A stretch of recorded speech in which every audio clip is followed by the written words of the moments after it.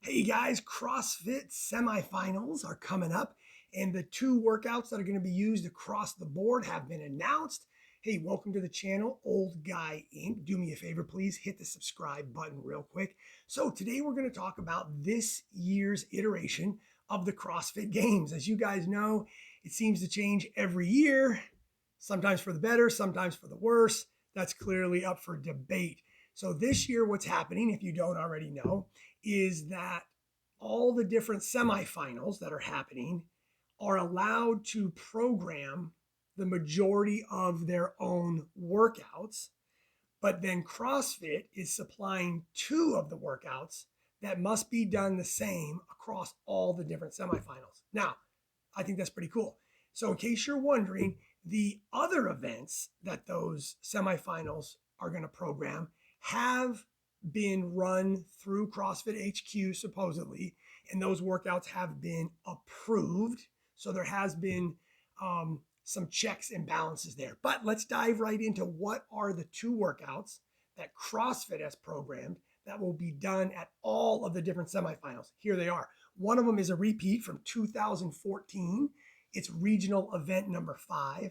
It's one legless rope climb followed by a 170-foot run, 10 rounds for time. So I don't know how many people remember that workout. I do. I've been around since 2007, so I've seen each year's progression, sometimes forward, sometimes progressing in the wrong direction, but that's all up for debate. But I think this is going to be a great workout. Repeats are always fun to see how the fitness community has improved. The second workout is a barbell complex. Athletes get 3 attempts for max load of the following complex: 3 cleans, 2 front squats, and then 1 shoulder to overhead. Now, I am a huge fan of this as a strength test in competitions. I'm just going to be honest, okay? I'm going to be a hater right here because I'm so weak at the power lifts. I hate CrossFit Total. I hate just like max deadlift, max back squat for a strength component. Now, I understand pure strength is great. Once again, I'm admitting, total hater. I am a fan of the Olympic lifts, the dynamic lifts, the lifts that require power, speed, and strength. Not just, a lot of people can pull a super, super heavy deadlift, but can't Olympic lift to save their life. The reverse really can't be said. So, anyways, there's my little 2 cents there. I'm a huge fan of this for the strength component, so I think that is great. So, I'm liking what I'm seeing this year. So, a lot of folks don't know things have changed so much, but having individual semifinals program their own workouts is not actually completely new to CrossFit at all. So once again, like I said, I've been around since 2007. I opened my first affiliate in 2008. So if you've been around that long, before the CrossFit Open, before regionals, official regionals, you might remember that one year they did something called sectionals. And so different sectionals competitions were kind of awarded to gyms around the country. I lived in Anchorage, Alaska. My gym, the affiliate, was CrossFit Alaska. Since we're kind of up there in our own little world, I made a call to Dave Castro. He was super nice because originally we from Alaska were going to have to go down to somewhere in the Northwest region and compete at that sectional. So I made my case that Alaska should host our own sectional. Dave agreed, and I was awarded the ability to host and program that workout. So it was super fun. Back in those days, there really was no checks and balances. So nobody was checking my programming. I got to just program the competition as I saw fit.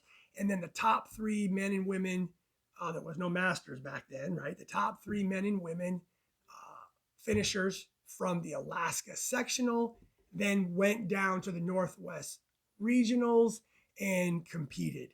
So this is not completely new. I am a huge fan, though, of patting CrossFit on the back when I think they do something great. So if you've seen some of my other videos lately, sure, I've been doing a little tough love on CrossFit, right? I want to see CrossFit improve.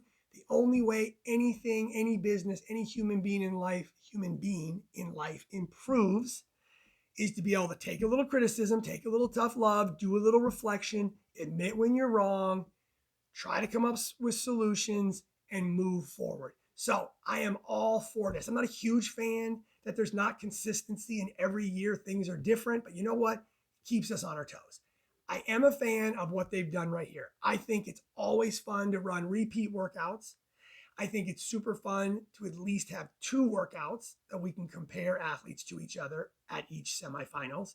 Now, yeah, I guarantee you we're going to hear some complaining from athletes, which might be fair, that after all the workouts are said and done, certain athletes, based on their strengths and weaknesses, will probably be like, man, if I was at that semifinal, I'd have done better than if I was at this semifinal.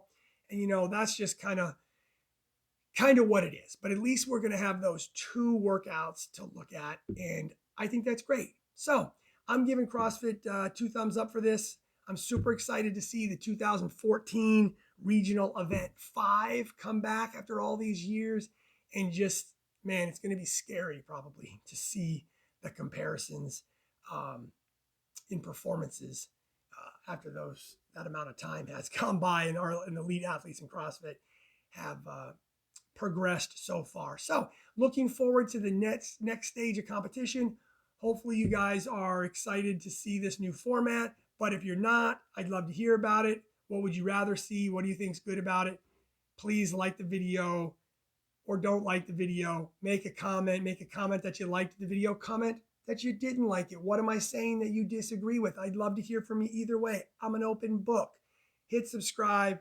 Have a good evening. See you next time.